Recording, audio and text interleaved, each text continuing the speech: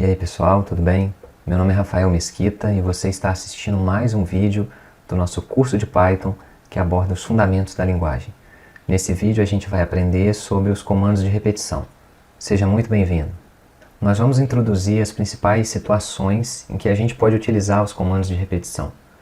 Vamos ver exemplos de utilização dos principais comandos de repetição, que são o comando while e o comando for. Mas a gente também vai entender a finalidade de alguns comandos menos importantes e utilizados mais em situações específicas, que são o break, o continue e o pass.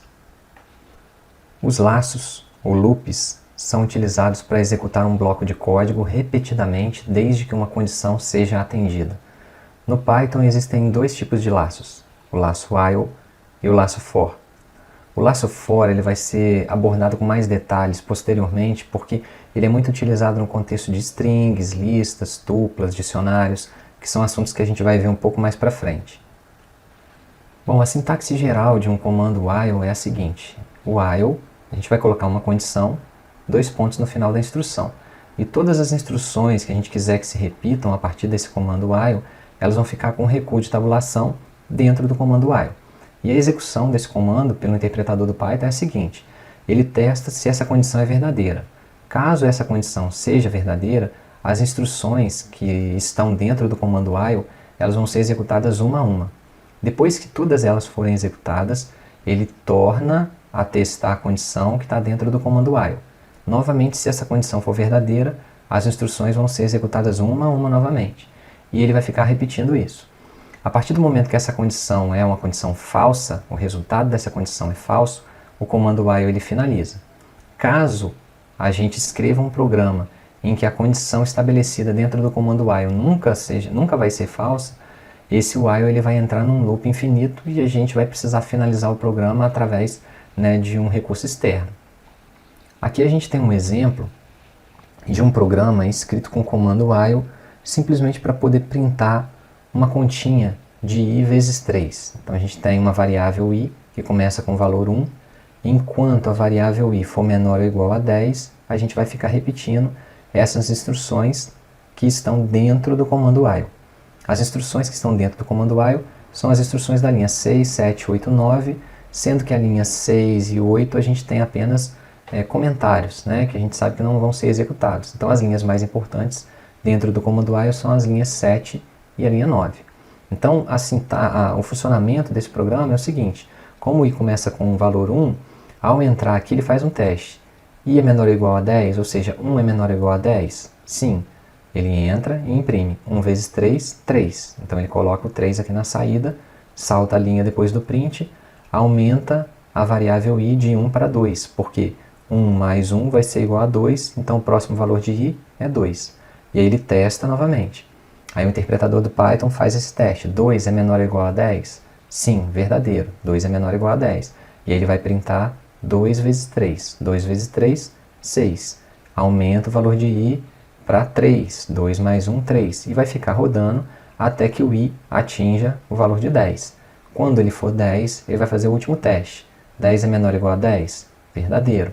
10 vezes 3, 30. E aí imprime o valor 30 como saída. E aí ele faz o incremento da variável i novamente. 10 mais 1, 11. Só que nesse momento o comando while vai testar falso, porque 11 não é menor ou igual a 10. E aí ele finaliza, passa a tentar executar a próxima linha, que estaria fora do comando while. Como ela não existe, o programa termina. Esse é o funcionamento desse exemplo. Agora, a gente também pode escrever comandos de repetição em Python utilizando o comando for. Como eu disse anteriormente, o for ele vai ser muito utilizado, nós vamos ver isso nos próximos vídeos, quando a gente estiver trabalhando com lista, tupla, dicionário, strings, mas a gente também pode utilizar o comando for para essas situações que a gente está vendo como exemplo e que foi também trabalhada no exemplo anterior utilizando o while. Aí como que é a sintaxe do comando for? For, eu tenho uma variável que a gente chama de variável de controle, in range, e aí eu coloco um limite inferior e um limite superior, estabelecendo qual vai ser a variação que essa variável de controle ela vai poder atingir. Então, por exemplo, eu coloco um i aqui como variável de controle indo de 1 até 10, então eu estou querendo que ele varie nesses valores. E as instruções aqui dentro vão ser executadas a partir do momento que todo esse teste aqui for verdadeiro. E o funcionamento vai ser a mesma ideia do comando while que foi comentado anteriormente. A partir do momento que eu testar e isso aqui der uma condição verdadeira, então eu vou executar as instruções que estão dentro do comando for. Quando essa variável atingir um valor que está fora dos limites estabelecidos, eu não executo mais essas instruções, termino a execução do comando for. O mesmo exemplo que foi visto anteriormente, né, a mesma saída, ela vai ser dada também por esse código aqui.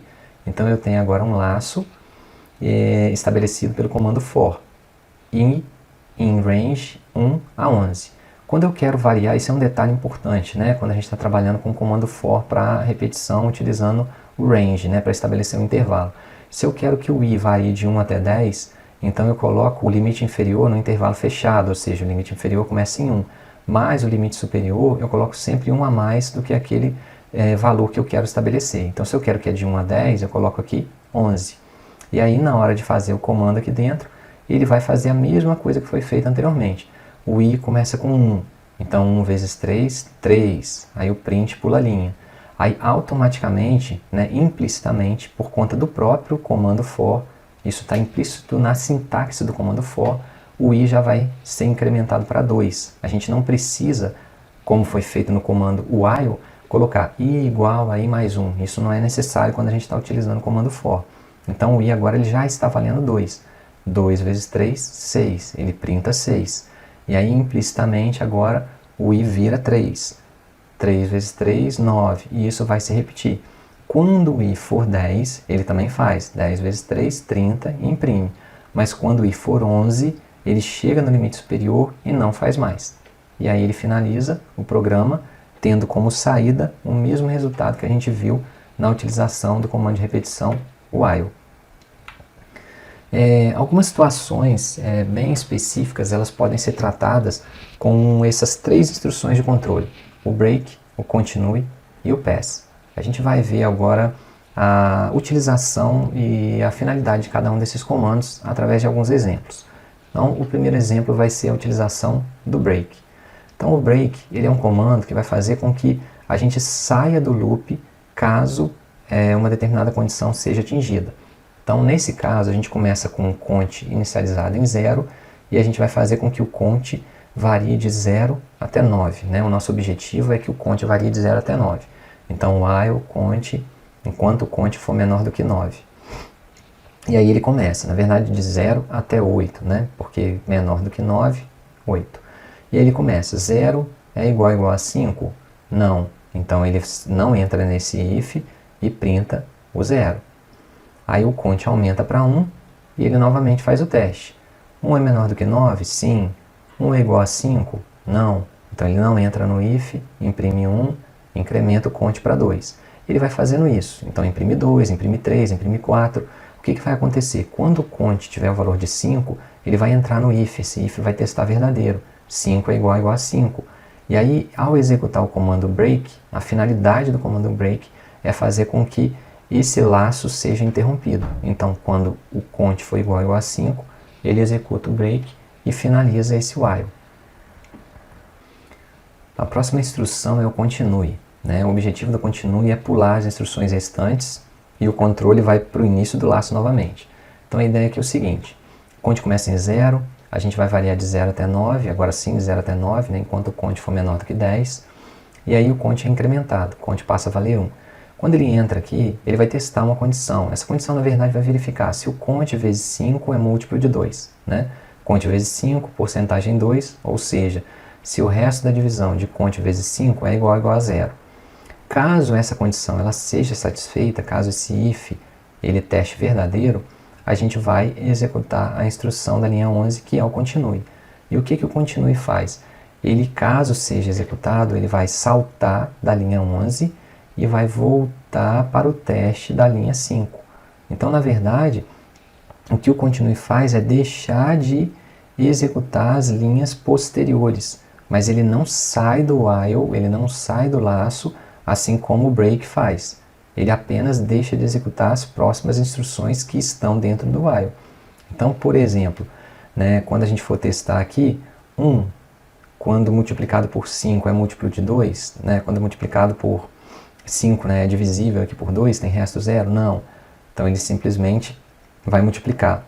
1 vezes, vai testar, não vai dar positivo, não vai dar verdadeiro, e aí ele vai escrever 1 vezes 5, 5, e escreve 5 aqui. 2, aí 2 vai dar 10, né? 2 vezes 5, 10. 10, quando dividido por 2, tem resto zero. Aí ele vai entrar no continue e não vai fazer o print de 2 vezes 5, que daria 10. Por isso que ele não printou o 10 aqui. E aí depois o conte vai valer 3. 3 vezes 5, 15. 15, quando dividido por 2, tem resto zero? Não. Então ele imprime 3 vezes 5, 15. Imprimiu aqui. E aí, só para terminar, quando o conte estiver valendo 4. 4 vezes 5, 20. 20 dividido por 2 tem resto zero? Sim. Entra no continue e aí ele salta novamente essa linha. Então ele não vai imprimir 4 vezes 5, que daria 20. Então ele já vai para o próximo e vai continuar fazendo. Então, detalhe importante do continue é o quê? Quando a gente executar uma instrução continue, todas as linhas, todas as instruções que estão dentro do laço, mas posteriores ao continue, elas deixam de ser executadas. E aí o continue ele executa como próxima instrução o início do while novamente. E para finalizar, a última instrução é o pass. O pass, na verdade, é uma instrução que não faz nada, mas ela é necessária sintaticamente, é como nenhuma operação. Sintaticamente, por quê? Por exemplo, se a gente quisesse fazer um if e não colocar nada dentro desse if, se a gente não colocasse nenhuma instrução aqui, ia dar um erro de sintaxe. Você pode experimentar fazer, né, no seu computador aí. Se você coloca um if que não tem instrução nenhuma, ele dá um erro de sintaxe, pede para você colocar alguma instrução. Então, se você tiver algum tipo de necessidade nesse tipo de circunstância, você pode colocar o comando pass. E a única coisa que ele faz, o único significado que ele tem é de não fazer nada. Então, o conte começa em 1 nesse exemplo, e ele vai de 1 até 15, então enquanto o conte for menor ou igual a 15, vai fazer um teste. O conte ele é divisível, né? Ele é múltiplo de 3, então o 1 não entra aqui, então ele printa o 1, beleza. Aí depois ele aumenta o conte para 2 e verifica, o 2 é divisível por 3? Não, então ele vem aqui e imprime o 2. Agora, quando o conte virar 3, ele vai fazer o teste.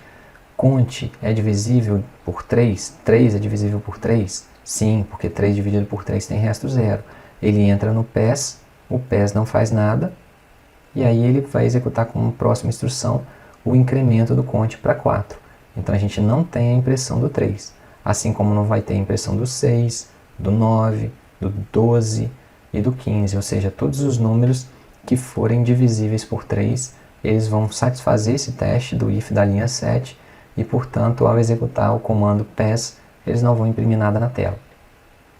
Bom, por enquanto, em relação ao comando de repetição é isso. Eu espero que vocês tenham esclarecido suas dúvidas, mas se ainda persistir alguma coisa, pode colocar nos comentários que eu vou ler e vou responder para vocês. Valeu, gente. Um abraço.